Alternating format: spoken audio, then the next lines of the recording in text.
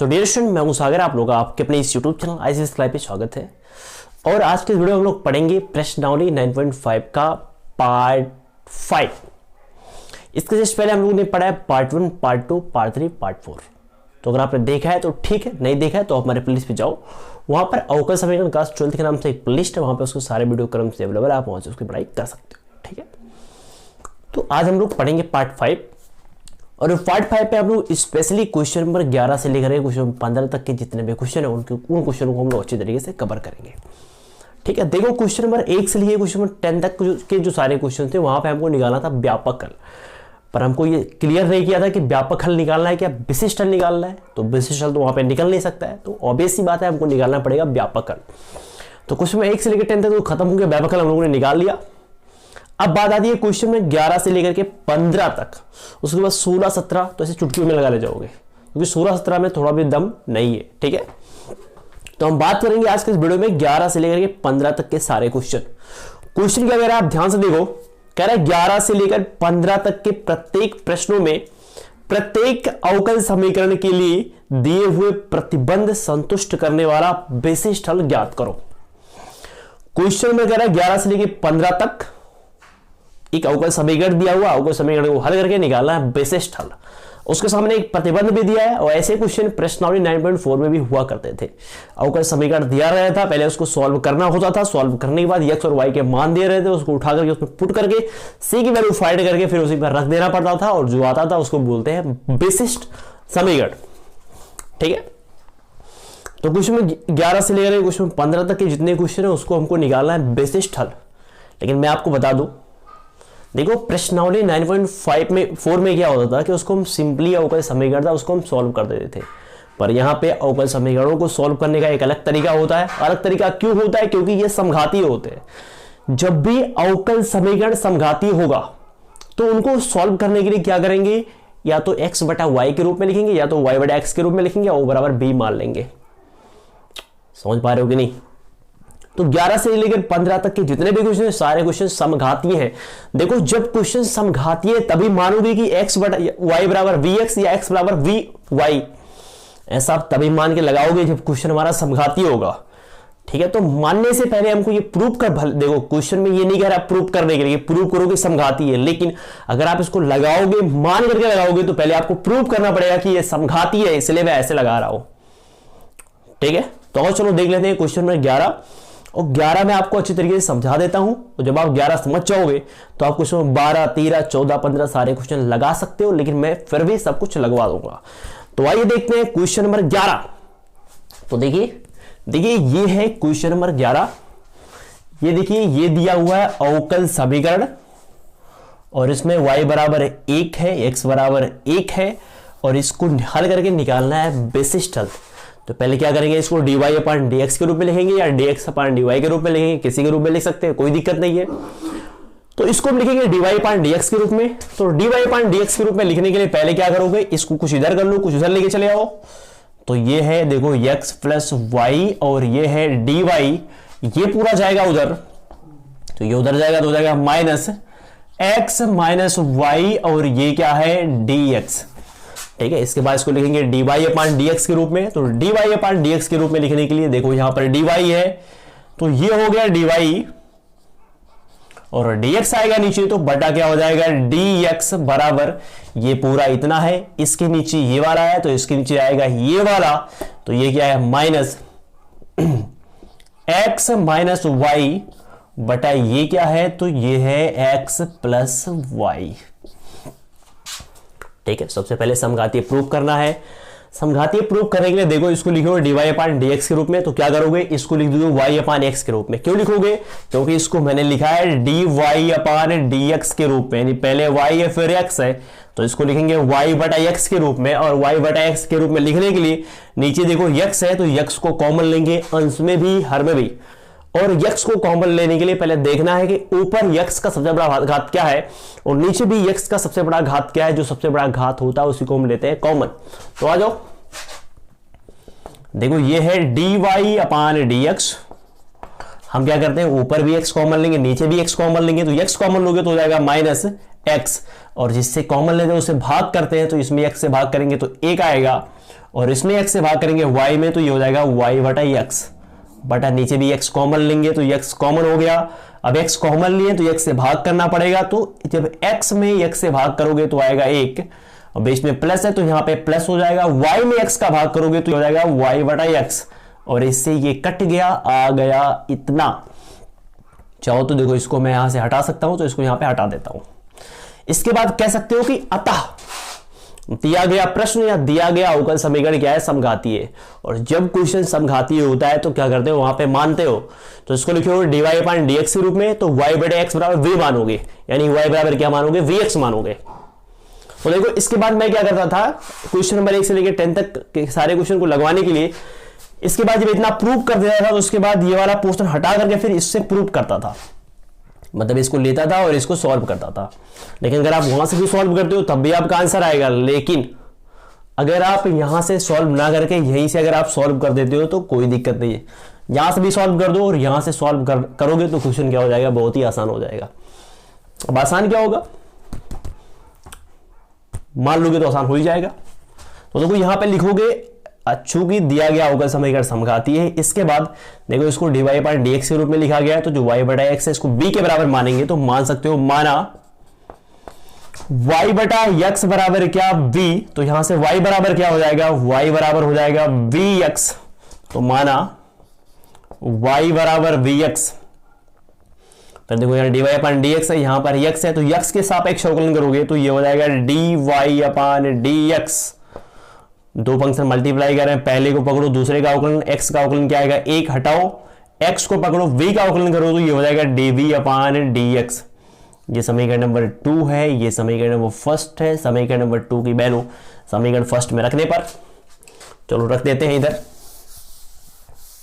देखो यहां पे देखो dy अपॉन dx है, और dy अपॉन dx की वैल्यू क्या है, ये पूरा है, तो इसके स्थान पे इस पूरे को रखो, तो रखोगे तो ये हो जाएगा v प्लस ये क्या है x, और dv प्लस बटा dx बराबर, और यहां पे y बटा x बराबर क्या हो जाएगा v, तो माइनस यहां पे देखो 1 माइनस y बटा x बराबर क्या हो जाएगा v, तो यहां पे कर दोगे v और बटा 1 प्लस, तो 1 प्लस ये y बटा x, तो y बटा x बराबर क्या हो जाएगा ये v, तो यहां पे कर दो b। इतना हो गया। इसके बाद इस b को उधर लेके जा सकते हो, उधर लेके जाओगे तो ये हो जाएगा माइनस b बटा 1 करके एलसीएम ले सकते हो, तो ये हो जाएगा x dv बटा क्या dx बराबर एलसीएम लोगे तो ये 1 प्लस v हो जाएगा, इसका इसमें मल्टीप्लाई करोगे तो माइनस 1 से मल्टीप्लाई होगा तो माइनस 1, और माइनस माइनस क्या हो जाएगा ये प्लस, और एलसीएम लोगे इसका इसमें गुणा हो जाएगा तो माइनस b, और प्लस माइनस का माइनस b स्क्वायर। अब इतना तो सॉल्व कर ही लोगे आप। देखो इसी एक काट देते हैं, तो यहां पे x dv अपॉन dx बराबर ये हो जाएगा, माइनस कॉमन ले सकते हो तो माइनस कॉमन लोगे तो ये हो जाएगा 1 प्लस वी स्क्वायर बटा 1 प्लस वी। इसके बाद क्या करेंगे, dv को एक तरफ dx को एक तरफ, dv के तरफ b को लेके जाएंगे और dx की तरफ x को लेके जाएंगे। चलो लेके जाते हैं। देखो ये वाला इधर आएगा तो ये 1 प्लस बी हो जाएगा, और बटा ये नीचे आएगा तो 1 प्लस ये हो जाएगा वी स्क्वायर। इसको ऐसे बंद कर दोगे, यहाँ पे dv है तो ये dv हो जाएगा, x उधर जाएगा तो 1 अपान x हो जाएगा, और ये x उधर गया है तो ये हो जाएगा dx। अरे dx को यहाँ से हटाओ और dx को भेज दो इधर, तो ये dx है तो इसके नीचे क्या आ जाएगा x, तो x चला गया, और माइनस यहाँ पे है तो माइनस को यहीं पर रहने दो। और मैंने आपको पहले ही बताया, देखो अगर मैं चाहता तो इस माइनस को यहाँ से यहाँ ले आता, लेकिन मैंने आपको पिछले वाले वीडियो में बताया या नहीं बताया तो आप जान लो कि जब भी कोई संख्या होता है या कोई सी माइनस में लिखा होता है तो उसको हम उसको उधर लेके जाते हैं। जैसे इधर अगर कोई संख्या होता तो लेके जाते उधर, यहाँ पे देखो माइनस इसलिए वहीं पर रहने दिए, तो माइनस और संख्या को वहीं पर रहने देते, इधर लेके नहीं आते हैं, क्योंकि इधर लेके आओगे तो क्वेश्चन थोड़ा टफ हो जाएगा। इसलिए हमको क्वेश्चन को टफ नहीं बनाना है, हमको क्वेश्चन को आसान बनाना है। इसलिए जब भी माइनस और संख्या है तो उसको भेज दिया करो उधर। चलो आगे देखते हैं। जब इतना हो जाए तो करते हैं समाकलन। तो समाकलन करने के लिए समाकलन का चिन्ह लगा दो। इसके बाद क्या करोगे तो देख लो, यहां पे कर देते हैं। समाकलन करने के लिए एक बार इसके नीचे इसको डालोगे, एक बार इसके नीचे इसको डालोगे, तो इंटीग्रेशन ये एक है तो 1 बटा, देखो 1 बटा इसके नीचे इसको डालोगे, तो 1 प्लस बी स्क्वायर और प्लस इसके नीचे इसको डालोगे तो ये हो जाएगा b बटा 1 प्लस बी स्क्वायर और यहां पे हो जाएगा dv बराबर ये इंटीग्रेशन इसको उतार दो, इंटीग्रेशन माइनस बाहर आएगा 1/x और ये हो जाएगा dx। देखो इसके बाद मैं आपको बता दूं इस पूरे का इसका जब समाकलन करोगे तो ये फार्मूला है tan इनवर्स b का फार्मूला है तो उस पर खोल दो। बाकी इसका समाकलन कर सकते हो, इस पूरे को क्या मान सकते हो, t मान सकते हो, इसको t मान सकते हो, अवकलन करोगे फिर ऊपर वाला आ जाएगा तो इसका समाकलन आप कर सकते हो सिंपली। ठीक है, तो मैं डायरेक्ट कर देता हूं, करोगे तो आएगा log 1/2 और log 1 प्लस बी स्क्वायर इतना आएगा बराबर ये माइनस है 1/x का समाकलन करोगे ये हो जाएगा log x। देखो ये log है, ये log है, लेकिन ये log में नहीं है। अगर ये log में होता है तो यहाँ पे जो कांस्टेंट जोड़ते हो वो क्या होता है प्लस log c होता, और सारे log में नहीं इसलिए क्या होगा प्लस c आप जोड़ सकते हो। तो यहाँ पे मैंने प्लस c जोड़ दिया। इसके बाद क्या करोगे, चूंकि b बराबर y बटा x है तो v के स्थान पे y बटा x रखोगे तो ये हो जाएगा tan इनवर्स y बटा x और प्लस 1/2 log b के स्थान में y बटा x रखेंगे, स्क्वायर करेंगे, एलसीएम ले लेंगे तो एलसीएम मैं डायरेक्ट ले लेता हूं तो ये हो जाएगा x स्क्वायर बटा y स्क्वायर बटा x स्क्वायर और ये हो जाएगा माइनस log x और प्लस c। इतना हो गया ना। देखो वैसे तो एक्चुअली में ये हो गया हमारा आंसर, लेकिन हमको बेसिस, हमको व्यापक हल नहीं निकालना है, हमको निकालना है बेसिस टर्म। तो क्वेश्चन में कह रहा है y बराबर क्या है 1 है, x बराबर 1 है, तो क्या करेंगे y और x की वैल्यू इसमें रखेंगे, y x की वैल्यू रख करके क्या करेंगे c की वैल्यू निकालेंगे। तो कह सकते हैं चूंकि इसको मान सकते हो समीकरण नंबर 3 या कुछ भी मान सकते हो, यही हमारा मेन हल है। ठीक है, 1 2 तो हो गया था, इसको 3 मान लेते हैं। कह सकते हो चूंकि y बराबर 1 है और x बराबर क्या है 1 है तो y बराबर 1 x बराबर 1 वैल्यू यहां पे रखते हैं तो रखोगे तो ये हो जाएगा tan इनवर्स y की वैल्यू क्या है तो 1 है, x की वैल्यू भी 1 है तो यहां पे क्या हो जाएगा 1 tan इनवर्स 1 प्लस 1/2 log, देखो x की वैल्यू 1 है, वर्ग करोगे 1 आएगा, y की वैल्यू भी 1 है, वर्ग करोगे 1 आएगा, 1 1 2 हो जाएगा, 1 का वर्ग करोगे 1 आएगा तो यहां पे हो जाएगा log 2 बराबर ये हो जाएगा माइनस ये log x की वैल्यू 1 है तो यहाँ पे 1 हो जाएगा और 1 है तो यहाँ पे e छिपा हुआ है हम लोग जानते हैं, तो 1 के स्थान पे हम क्या कर सकते हैं e के पावर 0 कर सकते हैं, e के पावर 0 कर सकते हैं और फिर ये पावर इधर आएगा तो 0 जब यहाँ पे आएगा तो 0 को यहाँ पे कर दो और प्लस c को ऐसे रहने दो, 0 से मल्टीप्लाई करोगे ये पूरा का पूरा 0 हो जाएगा। tan इनवर्स 1 की वैल्यू क्या होती है π/2 प्लस यहाँ पे क्या है 1/2 फिर log 2 बराबर ये है c और c की वैल्यू उठाओ और यहीं पे रख दो, तो c की वैल्यू यहां से उठाओगे यहीं पे रख दोगे और रखने के बाद इसको सॉल्व करोगे, जो भी आएगा वो हो जाएगा आंसर। फिलहाल मैं बगल में सॉल्व कर देता हूं, देखो c के साथ रख देता हूं π/2 और प्लस 1/2 log 2। इसके बाद क्या कर सकते हो, इसको आप इधर ला सकते हो, इधर जब लेके आओगे देखो यहाँ पे 2 है ना, तो यहाँ पे 2 है तो एक काम करते हैं पहले ले आते हैं, तो जब आप लेके आओगे इसको मैं इतना मिटा देता हूँ। ठीक है, वैसे आप लिखोगे c का मान समीकरण नंबर 3 में रखने पर, लेकिन मैं डायरेक्ट कर रहा हूँ तो ये हो जाएगा tan इनवर्स y बटा x, 2 को चाहो तो आप यहाँ कर सकते हो। ठीक है, और प्लस ये हो जाएगा log x square plus Y square बटा एक्स स्क्वायर, फिर ये 2 उधर जाएगा तो यहाँ पे 2 हो जाएगा और इधर ही आएगा तो ये प्लस हो जाएगा log यहाँ का 2 इसके ऊपर चला जाएगा तो ये हो जाएगा x स्क्वायर और 2 चूंकि यहां भी जाएगा एक मिनट यहाँ पे π/4 रहेगा क्योंकि tan इनवर्स 1 की वैल्यू tan 45 की वैल्यू 1 होती है तो π/4 रहेगा, 2 चला जाएगा यहाँ तो 2 से ये 4 कटेगा तो ये हो जाएगा π/2 और प्लस 2 से गुणा यहाँ करोगे 2 से 2 कट जाएगा और ये हो जाएगा log 2 और ये हो गया क्वेश्चन में जो 11 था उसका आंसर। तो इस तरह हम लोगों ने क्वेश्चन में 11 को देख लिया अच्छे से, हमारा आंसर भी आ गया है। ठीक है, अब चलते हैं फटाफट 12 को देखते हैं और उसको लगाते हैं। तो आइए चलते हैं क्वेश्चन नंबर 12 की तरफ। तो आइए चलते हैं, देख लेते हैं क्वेश्चन 12। ये क्वेश्चन 12 क्या है, तो देखिए ये है क्वेश्चन नंबर 12 और इसको हमको निकालना है वैशिष्टल। तो पहले रूल पे चलते हैं, दोनों को दो तरफ बांट लेते हैं, dy को एक तरफ dx को एक तरफ। तो ये हो जाएगा एक्स स्क्वायर dy और ये जाएगा उधर, तो ये हो जाएगा minus X Y plus Y square और ये हो जाएगा dx। फिर क्या करेंगे, इसको चाहो तो dy अपान dx या dx अपान dy किसी के रूप में लिख सकते हो। तो मैं लिख देता हूँ dy अपान dx बराबर ये पूरा है माइनस इसके नीचे ये है तो इसके नीचे ये जाएगा minus X Y plus Y square और ये बटा हो जाएगा एक्स स्क्वायर। इसके बाद देखो यार, सबसे पहले हमको ये पता करना है कि ये समघातीय है कि नहीं, क्योंकि समघातीय रहेगा तभी हम मान के लगा पाएंगे। तो समघातीय प्रूव करने के लिए पहले क्या करेंगे, देखो ऊपर देखो इसको dy अपान dx के रूप में लिखे हो तो y बटा x के रूप में इसको लिखना पड़ेगा। इसके लिए x को कॉमन लेना पड़ेगा।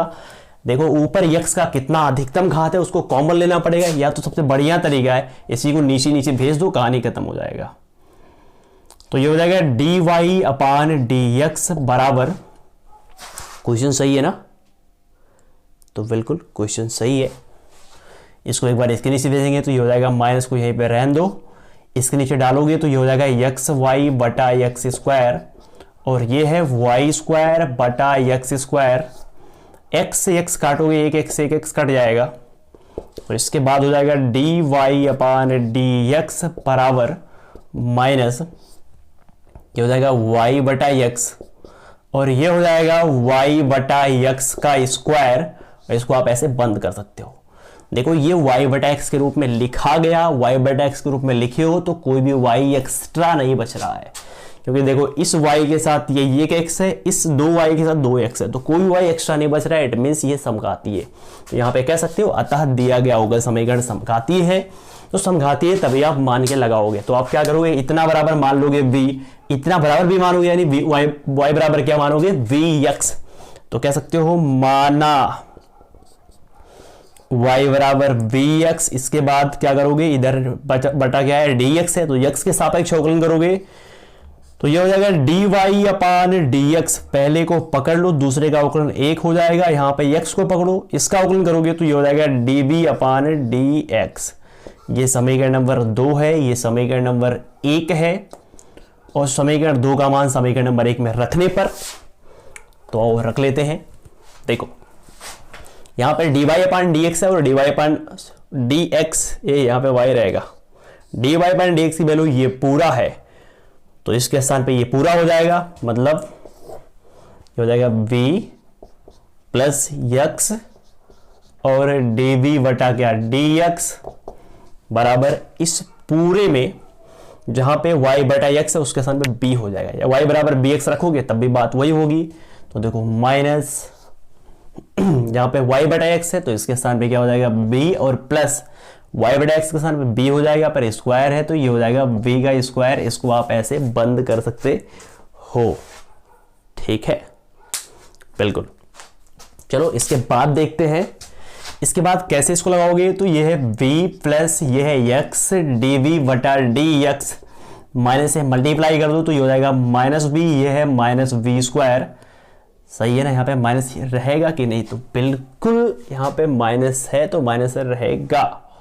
क्यों, ये क्वेश्चन में कहीं पे कहीं डाउट हो रही, कुछ गड़बड़ी हो रही है, एक बार चेक कर लेते हैं फटाफट।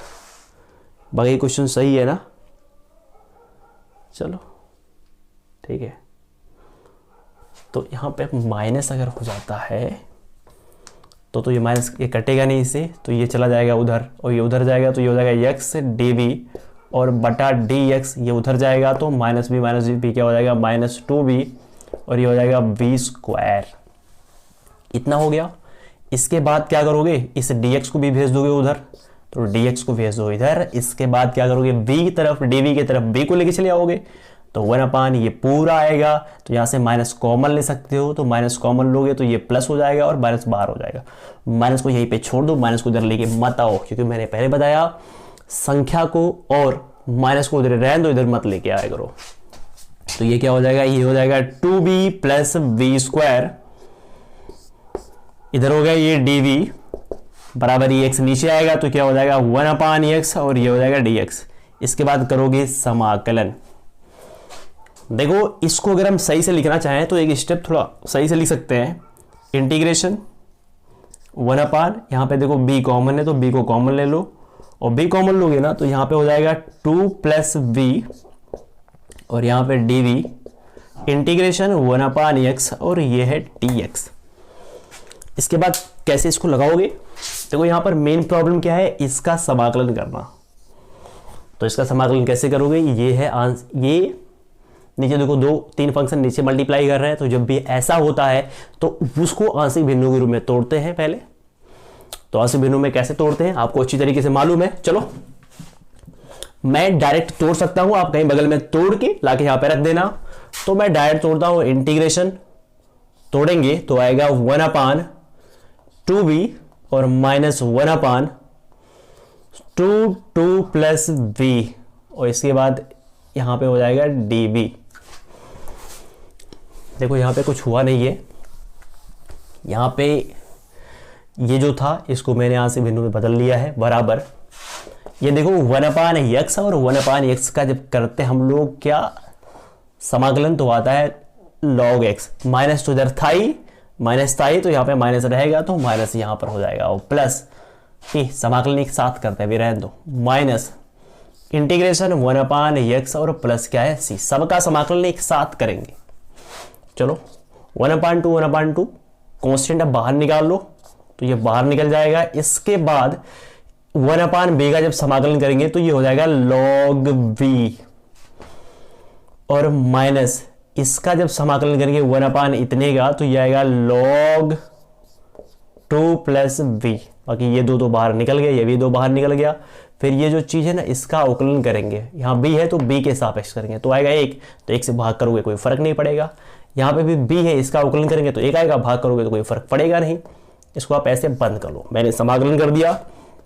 यहाँ पर देखो -1/x का समाकलन करोगे तो क्या आएगा log x तो यहाँ पे क्या हो जाएगा log x और प्लस कांस्टेंट c जोड़ दोगे। तो मैंने कांस्टेंट c जोड़ दिया और मैं आपको एक चीज बता दूं, ये log है ये log है तो कांस्टेंट भी क्या आएगा log के रूप में आएगा और ये हो जाएगा log c।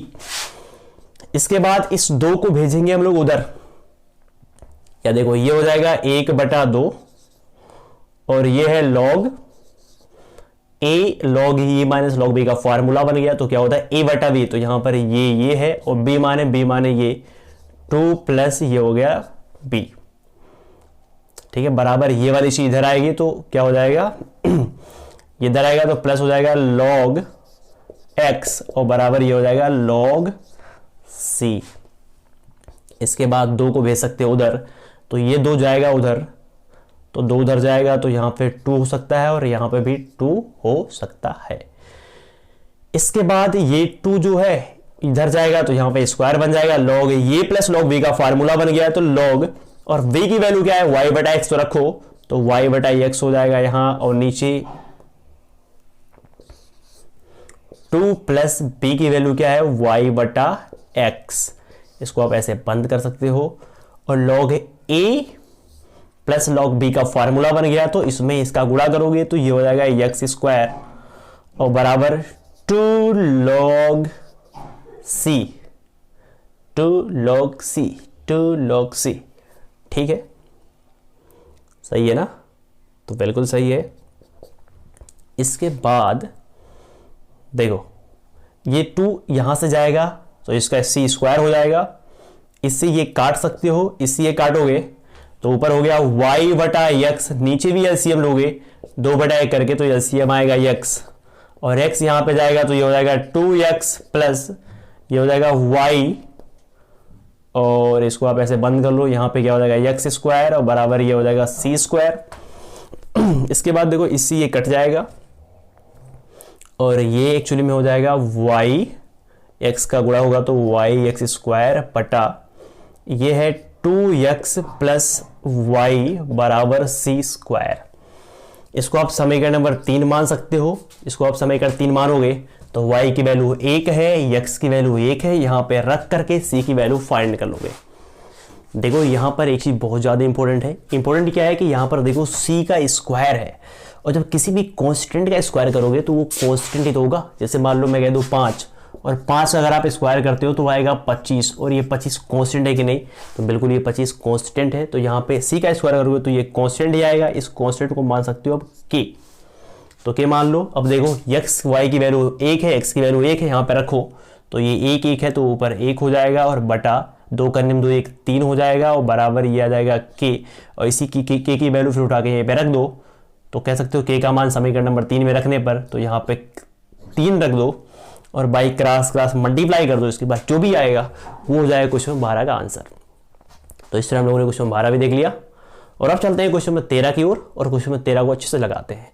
तो आइए चलते हैं क्वेश्चन नंबर 13 की ओर। तो आइए चलते हैं, देख लेते हैं क्वेश्चन नंबर 13। तो देखिए ये है क्वेश्चन नंबर 13। इसको सॉल्व करने के लिए सबसे पहले इसको dy/dx के रूप में लिखेंगे कि dx/dy के रूप में लिखेंगे। तो देखो यहाँ पर हमारे पास कोई चॉइस नहीं है, हमारे पास सिर्फ एक ही विकल्प है। देखो यहाँ पे ये y/x के रूप में है, तो इसको लिखना पड़ेगा dy/dx के रूप में। तो लिखने के लिए पहले इसको दो पार्ट में बांट लो, तो बांटोगे तो ये हो जाएगा x sin स्क्वायर x बटा y बटा y बटा x और माइनस y, और बाहर क्या है, बाहर है dx, तो dx को रहने दो, इसको भेज दो उधर, तो ये हो जाएगा माइनस x dy। फिर क्या करना है dy के नीचे भेज दो x को, तो इसके नीचे x को भेजोगे तो ये हो जाएगा dy/dx बराबर, इसके नीचे ये आएगा x, तो ये हो जाएगा x sin स्क्वायर y बटा x और माइनस y, और बटा क्या है नीचे x। देखो इसको लिखे हो y बटा x के रूप में, तो देखो नीचे क्या है, नीचे है x, नीचे क्या है x है, तो x को क्या करोगे आंसर में कॉमन लोगे। x कितना कॉमन लोगे, तो देखोगे x का सबसे अधिक घात क्या है, उसको कॉमन लोगे। तो ऊपर देखो x का सबसे बड़ा घात क्या है, x के पावर 1 है, तो x की पावर 1 कॉमन लोगे, पर कॉमन लेने कोई मतलब नहीं है, यहाँ पे एक ही है, तो एक बार इसको इसके नीचे डाल दो, एक बार इसके नीचे डाल दो, तो ये हो जाएगा dy/dx बराबर, इसके नीचे डालोगे तो x कटेगा, और ये हो जाएगा साइन स्क्वायर y/x, और इसके नीचे डालोगे तो हो जाएगा माइनस y बटा x। देखो इसमें कोई भी y ऐसा नहीं है जो एक्स्ट्रा बच रहा है, क्योंकि यहां पर जितना y है उतना ही क्या है x है। अगर y x सेम है तो इसका मतलब जितने y उतने x, कोई y एक्स्ट्रा नहीं बच रहा है। तो अगर कोई y एक्स्ट्रा नहीं बच रहा है इसका मतलब ये समघाती है, अगर कोई y एक्स्ट्रा बच जाता तो ये समघातीय नहीं होता। तो कह सकते हो अतः दिया गया होकर समीकरण समघातीय है। समघातीय इसको लिखे हो y बटा x के रूप में, तो अगर इसको y बटा x के रूप में लिखे हो, देखो यहाँ पे dy/dx है, इसलिए इसको y बटा x के रूप में लिखा गया है, तो y बटा x बराबर मानोगे v, तो यहाँ पे क्या हो जाएगा, माना y बटा x बराबर v, तो y बराबर क्या हो जाएगा vx। यहाँ पे x है तो x के सापेक्ष करोगे अवकलन, तो ये हो जाएगा dy/dx बराबर b को पकड़ो, इसका अवकलन करोगे 1 आएगा, प्लस x को पकड़ो b का अवकलन करोगे तो ये हो जाएगा dv/dx। ये समीकरण नंबर फर्स्ट, ये समीकरण नंबर सेकंड। समीकरण नंबर 2 का मान समीकरण नंबर 1 में रखने पर रखो, तो इसकी वैल्यू क्या है, इसकी वैल्यू ये पूरा है, तो क्या हो जाएगा v plus x D dv/dx बराबर, ये पूरा देखो ये है साइन स्क्वायर y बटा x की वैल्यू यहां से क्या हो जाएगा, y बटा x बराबर v, तो यहां पर v, और माइनस y बटा x बराबर क्या हो जाएगा, तो यहां पे हो जाएगा v। इसके बाद देखो ये v है, वो भी v है, मैं सोचा कट जाएगा। अच्छा एक चीज 2 मिनट ठहरो, तो a dy/dx देखो यहाँ पे माइनस है, यहाँ पे देखो माइनस है, तो यहाँ पर माइनस रहेगा, ठीक है, माइनस रहेगा, तो माइनस यहाँ पे रहेगा, माइनस से मल्टीप्लाई कर दो अंदर, तो ये माइनस हो जाएगा और ये प्लस हो जाएगा। मैंने मिस्टेक किया, तो ये प्लस इसी ये कट जाएगा। इसके बाद बांट दो तरफ, तो ये हो जाएगा x dv, dx उधर जाएगा तो माइनस साइन स्क्वायर v, और dx उधर चला गया है तो ये हो गया dx। dv की तरफ v वाले को ले आओ, तो माइनस को उधर ही रहने दो, इधर नहीं लेके आना है माइनस, साइन स्क्वायर को इधर लेके आओ, तो ये हो जाएगा 1 माइनस साइन स्क्वायर v, और ये हो जाएगा dv, x उधर जाएगा तो हो जाएगा माइनस 1/x, और ये हो जाएगा dx। एक स्टेप और चलते, 1 साइन स्क्वायर b बराबर हो जाएगा कोसेक स्क्वायर b, तो यहां पे हो जाएगा कोसेक स्क्वायर b। फिर कर लेते हैं समाकलन, तो कोसेक स्क्वायर b का जब समाकलन करोगे तो आएगा माइनस कॉट v, और इसका समाकलन करोगे तो आएगा माइनस लॉग x और प्लस c जोड़ दो, c जुट गया ना। v की वैल्यू क्या है तो माइनस कॉट v की वैल्यू है y बटा x बराबर माइनस लॉग x और प्लस क्या c। इसके बाद c की वैल्यू फाइंड करनी है, c की वैल्यू फाइंड करने के बाद यहीं पर रख देना है। चलो फाइंड कर लेते हैं c की वैल्यू। तो कह सकते हो चूंकि इतना बराबर इतना, इतना बराबर इतना है, तो यहां पे रखोगे तो मैं डायरेक्ट कर रहा हूं ये माइनस कॉट y की वैल्यू क्या है पाई बटा 4 माने 45, और कॉट 45 की वैल्यू क्या हो जाएगी माइनस 1 माइनस लॉग x की वैल्यू क्या है 1, और ये प्लस हो गया c। यहां पर e छिपा हुआ है और 1 के स्थान में लिख सकते हो e के पावर 0, क्योंकि इस दुनिया में किसी का भी पावर लिखते हैं 0, उसकी वैल्यू क्या होती है 1। तो ये 0 आ जाएगा यहां पर, और 0 से मल्टीप्लाई कर दोगे ये पूरा गायब हो जाएगा। ये हो गया माइनस 1, c बराबर आ गया माइनस 1।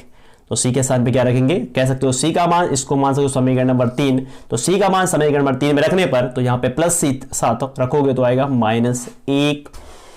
देखो अगर आप इसको यहीं पे छोड़ देते हो तो ये हमारा विशिष्ट हल है, ये हमारा है आंसर। लेकिन इसके बाद अगर आप एक स्टेप और आगे बढ़ना चाहते हो तो बढ़ सकते हो, कोई दिक्कत नहीं। चलो बढ़ जाते हैं। देखो ये क्या है माइनस कॉट y x बराबर, ये देखो क्या है माइनस, माइनस कॉमन सब जगह माइनस माइनस को उड़ा दो तो माइनस गायब हो जाएगा सब जगह से। अब ये है log x और प्लस हो जाएगा log 1। तो देखो यार यहाँ पे e है ना, यहाँ पे भी e कर सकते हो, क्योंकि ये और ये सेम होता है तो इस पूरे की वैल्यू 1 हो जाएगा, क्योंकि यहाँ पे 1 था तो इस पूरे की वैल्यू 1 होती है। तो ये हो गया cot y x log a plus log b बन गया log a इंटू बी का फार्मूला, तो ये हो जाएगा x इंटू ई। तो इस तरह ये हो गया हमारा आंसर। ठीक है, तो इस तरह हम लोगों ने क्वेश्चन में 11, 12, 13 इस वीडियो में देख लिया है। तो ये वीडियो बहुत बड़ा हो चुका है, तो बस रहने देना आज की वीडियो में इतना ही। तो बताइए वीडियो को कैसे लगी, आप नीचे कमेंट बॉक्स में कमेंट कर जरूर बताएं, क्योंकि आपके कमेंट से मुझे ऐसे और वीडियो बनाने का मोटिवेशन मिलता है। ठीक है, तो बस आज की वीडियो में इतना ही, फिर मिलते हैं पार्ट 5 के साथ। तो पार्ट 5 आपको होम पेज पे मिल जाएगा अगर आपने हमारे चैनल को सब्सक्राइब किया है, और सब्सक्राइब नहीं किया तो सब्सक्राइब कर लो। ठीक है, तो फिर मिलते हैं पार्ट 5 में। तब तक के लिए पढ़ाई में खूब मेहनत करते रहो।